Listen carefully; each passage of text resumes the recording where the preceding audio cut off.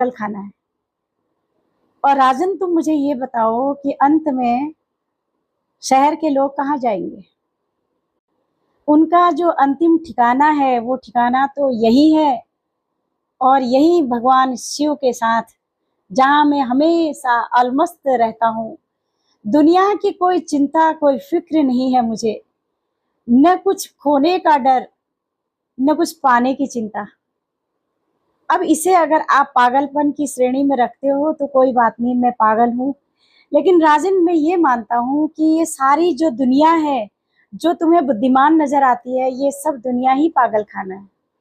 तो फकीर के जो शब्द थे वो ये थे, ये दुनिया पागल खाना है, कोई पागल मान बढ़ाई का, कोई रूप रंग का है पागल, कोई पागल निज चतुराई का, कोई धन वैभव का है पागल, कोई पागल है कविताई का, पर सबसे अच्छा वो पागल जो पागल है रघुराई का।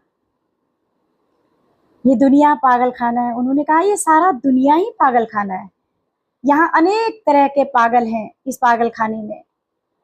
कोई धन वैभव के पीछे पागल है, कोई मान बढ़ाई के पीछे पागल है। किसी को खाली मान बढ़ाई चाहिए और कुछ नहीं चाहिए उसे, और किसी को धन वैभव चाहिए। कोई धन वैभव पा करके अपने आप को फूले नहीं समा रहा है, जबकि वो चीज यही रह जानी है, वो ले जाना नहीं है उसने साथ में, लेकिन फिर भी प्रफुल्लित हो रहा है, खुश हो रहा है।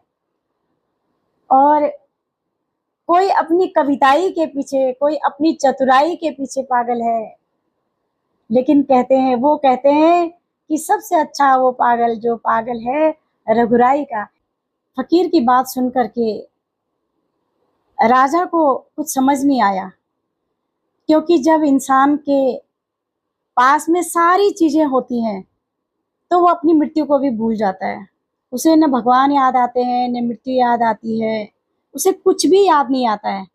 बस वो संसार के नश्वर पदार्थों में ही अपने आप को सबसे ज्यादा सुखी और प्रसन्न समझता है, खुश समझता है।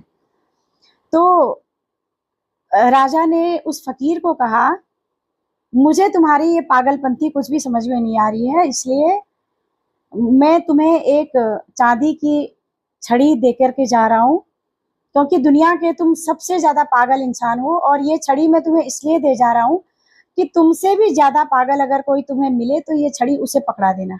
और मुझे लगता नहीं कि तुमसे ज्यादा पागल इस दुनिया में कोई और भी होगा। तो फकीर ने कहा ठीक है, क्योंकि जो